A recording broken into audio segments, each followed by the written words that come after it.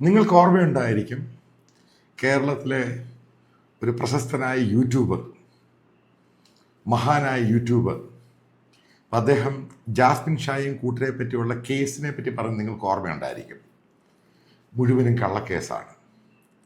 അപ്പം അതിനെപ്പറ്റി പിന്നീട് ഞാൻ അന്വേഷിച്ചു. കേരള ഗവൺമെൻറ്റിൻ്റെ ചാർജ് ഷീറ്റ് തയ്യാറാക്കാൻ പോവുകയാണ്. അവർ വെയിറ്റ് ചെയ്യുകയാണ്. അതായത് കേന്ദ്ര ഏജൻസി കത്ത് അയച്ചിട്ടുണ്ട്. ഇത്രയും പണം പല ലോകത്തിൻ്റെ വിവിധ ഭാഗങ്ങളിൽ നിന്ന് വന്നിട്ടുണ്ട്. കാരണം ഇന്ത്യക്ക് പുറത്തുനിന്ന് പണം വന്നിട്ടുണ്ട്, ഇന്ത്യയുടെ പുറത്തുനിന്ന് പണം, ഇന്ത്യയിനകത്ത് പുറത്തോട്ടും പണം പോയിട്ടുണ്ട്. അപ്പോൾ ഇതിനെപ്പറ്റി റിപ്പോർട്ട് ചോദിച്ചു. കാരണം കേരള പോലീസിനും ക്രൈം ബ്രാഞ്ചിനും അന്വേഷിക്കാനുള്ള സംവിധാനമില്ല. കാരണം നാഷണൽ ഏജൻസി തന്നെ അന്വേഷിക്കണം. അപ്പം ഞാൻ നാഷണൽ ഏജൻസിയുമായിട്ട് ഇതിനെപ്പറ്റി എനിക്കറിയാവുന്ന ചിലരോട് ചോദിച്ചു, ഈ സംഭവം വല്ലതും എന്താ അതിൻ്റെ സീരിയസ്നെസ്. ഏറ്റവും വലിയ തമാശ മനസ്സിലാക്കുക, മഹാനായ യൂട്യൂബറെ, അതായത് ജാസ്മിൻ ഷായെ അത് വൈറ്റ് വാഷ് ചെയ്ത് വെളുപ്പിക്കാൻ ശ്രമിച്ച മഹാനെ താങ്കൾ അറിഞ്ഞിരിക്കുക, 2 പ്രാവശ്യം എൻഫോഴ്സ്മെൻറ്റ് ഡയറക്ടറേറ്റ് കേരളത്തിൻ്റെ ഹോം ഡിപ്പാർട്ട്മെൻറ്റിന് കത്തയച്ചിട്ടുണ്ട്. ഈ കത്തിൽ പറയുന്നത് ഇത് ഇൻ്റർനാഷണൽ മണി സൈഫനിങ് ആണ്. ഇവിടുന്ന് അങ്ങോട്ടും പോയിട്ടുണ്ട്, അവിടുന്ന് ഇങ്ങോട്ടും പോകുന്നത്. അതിനകത്ത് പലതും പറയുന്നത് ഹവാല ട്രാൻസാക്ഷൻ കൂടിയുണ്ട്. ഹ്യൂജ് എമൗണ്ടാണ് ഈ സംഭവം. അപ്പം ഇതിനെപ്പറ്റി അന്വേഷിക്കുവാൻ ഇ ഡിക്ക് താല്പര്യമുണ്ട്. കാരണം നാഷണൽ ഇൻട്രസ്റ്റ് ഉണ്ട് ഇതിൻ്റെ അകത്ത്. അതുകൊണ്ട് ഈ കേസ് ഞങ്ങൾക്ക് ഹാൻഡ് ഓവർ ചെയ്യണം, കേന്ദ്ര സർക്കാർ ഏജൻസികൾക്ക് ഹാൻഡ് ഓവർ ചെയ്യണം. ഇതിൻ്റെ അകത്ത് ക്രിമിനൽ സ്വഭാവ കേസുകൾ സ്റ്റേറ്റ് അന്വേഷിച്ചോട്ടെ. പക്ഷേ ഇതിൻ്റെ എക്കണോമി ആയിട്ടുള്ള മാറ്റർ കേന്ദ്ര ഏജൻസികൾ അന്വേഷിക്കണം. നോർമലായിട്ടുള്ള ഡിമാൻഡാണ്. ഇന്ന് വരെ പിണറായി വിജയൻ ഗവൺമെൻറ്റിൻ്റെ പോലീസ് ഡിപ്പാർട്ട്മെൻറ്റ് അതിന് അനുകൂലമായിട്ട് അതിന് റിപ്ലൈ കൊടുത്തിട്ടില്ല. ഇത് അയച്ചേക്കുന്നത് ഒരു 3-4 മാസം മുമ്പാണ്. 2 ലെറ്ററാണ് അയച്ചിരിക്കുന്നത്. അത് റിമൈൻഡറും കൊടുത്തു. അപ്പോഴെന്തുവാണ് ഈ സംഭവം? അതായത് നിങ്ങൾ ഉദ്ദേശിക്കുന്ന പോലെ UNAയുടെ കൂടെ നടക്കുന്ന ആൾക്കാരുണ്ടല്ലോ, കുറച്ച് കോമാളികൾ, കണ്ണാപ്പന്മാർ, അവർ എന്നെ ഈ സോഷ്യൽ മീഡിയയിലൊക്കെ പലതും, അതിനൊക്കെ ഞാൻ ഇപ്പം ഉത്തരം തരാം, പലതിനും ഉത്തരം ഞാൻ തരാം. കാരണം ഞാൻ ചോദിച്ച കോർ ഇഷ്യൂനൊന്നും പറഞ്ഞിട്ടില്ല. അപ്പം എന്താ ഇതിൻ്റെ സംഭവം എന്തുവാ? ഇപ്പം വേറെ തലത്തിലോട്ട് പോവുകയാണ് അന്വേഷണം. അതുകൊണ്ട് തന്നെയാണ് ഞാൻ പറഞ്ഞത്, ഈ ടെറർ ആക്ടിവിറ്റീസിനെ സപ്പോർട്ട് ചെയ്യുന്ന കേരളത്തിലെ പലരുണ്ട്. അതുമായിട്ട് ബന്ധപ്പെട്ട ചോദ്യം ചോദിച്ചു കഴിഞ്ഞപ്പോൾ നിങ്ങൾ ചോദിച്ചു ഇതുമായിട്ട് എന്താ ഇതിൻ്റെ ബന്ധം? നിങ്ങൾ മനസ്സിലാക്കി, ഞാൻ അത്ര പൊട്ടനൊന്നുമല്ല. ഓരോ കാര്യം പറയുമ്പോഴും അതിൻ്റെ അകത്ത് വെൽ സ്റ്റഡീഡാണ് ഈ സംഭവം. ഇപ്പം എന്താ ED പറയുന്ന കാര്യം? ഈ ഫണ്ട് ആൻറ്റി ഇന്ത്യ ആക്ടിവിറ്റിക്ക് ഉപയോഗിച്ചിട്ടുണ്ടോ ഇല്ലയോ എന്ന് അവർക്കറിയണം. ഇന്ത്യ വിരുദ്ധ പ്രവർത്തനത്തിന് ഈ ഫണ്ട് ജാസ്മിൻ ഷായും കൂട്ടർ ഉപയോഗിച്ചോ ഇല്ലയോ? സംഭവം ക്ലിയർ ആയല്ലോ. ഇതല്ലേ ഞാൻ പറഞ്ഞുള്ളൂ. ഇതല്ലേ ഞാൻ പറഞ്ഞിട്ട് ഇവരെ തള്ളി പറയാൻ പറ്റുമോ എന്ന് ചോദിച്ചുള്ളൂ. കാരണം ഹമാസിൻ്റെ ആരാധനയുള്ള സ്റ്റേറ്റാണ് കേരളം. ഈ പറയുന്നയാൾ ആ ഭാഗത്തു നിന്ന് മിനി പാകിസ്ഥാനിൽ നിന്നാണ്. എന്തുകൊണ്ട് പറയാൻ പറ്റുന്നില്ല? സംഭവത്തിൻ്റെ പിച്ച് മാറിയേ. അതായത് ഈ പറയുന്ന മഹാനായ യൂട്യൂബർ പറഞ്ഞ് മുഴുവനും വിടുവാത്തരമായിരുന്നേ. കാരണം കൺഫേം ചെയ്തു എന്തുവാ, ഇയാൾക്കെതിരെ, ഈ പറയുന്നവർക്കെതിരെ അന്വേഷണം വളരെ കാരണം നാഷണൽ ഏജൻസിക്ക് അന്വേഷിക്കണം.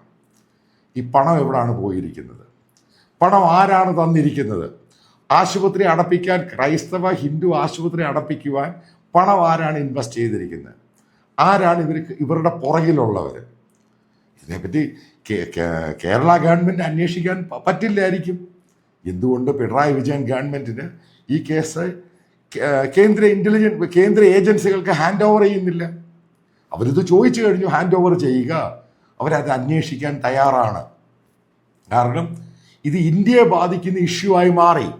ഇതുകൊണ്ടാണ് ഞാൻ ആ ചോദ്യങ്ങളുടെ വളരെ റിലവൻ്റ് ആയിട്ട് റേസ് ചെയ്തത്. അതിനൊന്നും ഉത്തരം തന്നിട്ടില്ല. പിന്നെ എന്തൊക്കെയോ വിളിച്ചു പറയുന്നു. നിങ്ങൾ മനസ്സിലാക്കേണ്ടത്, കഴിഞ്ഞ 30 വർഷം കൊണ്ട് നാഷണൽ മീഡിയയിൽ നിൽക്കുന്ന ഒരാൾ. ഞാൻ വളരെ ആക്റ്റീവായിട്ട് ജേർണലിസം. അപ്പോൾ രാജ്യത്തെ പ്രധാനപ്പെട്ട ഏജൻസി ആയിട്ടുള്ള EDയുടെ അന്വേഷണം ഈ പറയുന്ന ജാസ്മിൻ ഷായ്ക്കെതിരെ ഉണ്ടാകാൻ പോകുന്നു എന്നുള്ളതിന്റെ ഒരു വിശദാംശങ്ങളാണ് മുതിർന്ന മാധ്യമ പ്രവർത്തകനായിട്ടുള്ള മാത്യു സാമുവൽ സാർ ഇവിടെ പറഞ്ഞു വെക്കുന്നത്. അപ്പോൾ അടിസ്ഥാനപരമായിട്ട് നമ്മൾ മനസ്സിലാക്കുക, ഇങ്ങനെ ഒരു വ്യക്തിക്കെതിരെ അല്ലെങ്കിൽ ഈ ഒരു ഇത്രയും സംവിധാനങ്ങൾ നമ്മുടെ രാജ്യത്ത് പ്രവർത്തിക്കുമ്പോൾ അവരുടെ ഒരു മേൽനോട്ടം അല്ലെങ്കിൽ അവരുടെ ഒരു ശ്രദ്ധ കൃത്യമായിട്ട് ഇതുപോലുള്ള ആളുകൾക്ക് എതിരെ ഉണ്ട് എന്നുള്ളത് യാഥാർത്ഥ്യമാണ്. കാരണം വിദേശത്ത് നിന്ന് ഫണ്ട് ഇങ്ങോട്ട് വരികയും ഇവിടെ നിന്ന് ഫണ്ട് അങ്ങോട്ട് പോവുകയും ചെയ്തിട്ടുള്ളതിന് തെളിവുകൾ ഉണ്ട് എന്നുള്ള രീതിയിലാണ് കാര്യങ്ങൾ പുറത്തേക്ക് വരുന്നത്.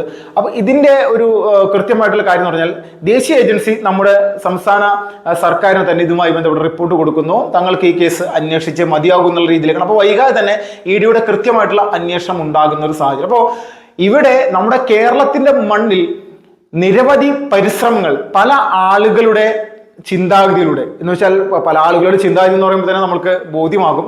നമ്മുടെ രാജ്യത്തിന്റെ ഉള്ളിലേക്ക് ഹവാല പണമടക്കം പലതും ഒഴുകിയെത്തുന്നത് സ്വാഭാവികമായിട്ട് ഏത് രീതിയിലുള്ള പ്രവർത്തനത്തിനായിരിക്കും എന്നുള്ളത് കൃത്യമായിട്ട് നമ്മൾക്ക് ബോധ്യമാകും. അത് രാജ്യവിരുദ്ധ പ്രവർത്തനം തന്നെയാണ്. അപ്പോൾ ഈ സമയത്ത് ഇങ്ങനെയുള്ള സംഭവം ഇത് തന്റെ ഭാഗത്ത് നിന്ന് യാതൊരു തെറ്റുമില്ല എന്ന് കോടതിയിലാണ് ഇവർ തെളിയിക്കേണ്ടത്. അല്ലെങ്കിൽ ഇഡിയുടെ ഒരു സംഭവം വരുന്ന സമയത്ത് കോടതിയിൽ തെളിയിക്കപ്പെടേണ്ട ഒരു കാര്യം തന്നെയാണ്. പക്ഷേ അതിന് മുന്നോടിയായിട്ട് തന്നെ ഇവിടെ ചില ആളുകൾ വെള്ള പൂശാൻ വേണ്ടി ശ്രമിക്കുന്നത് തെറ്റായിട്ടുള്ള ഒരു കാര്യം തന്നെയാണ്.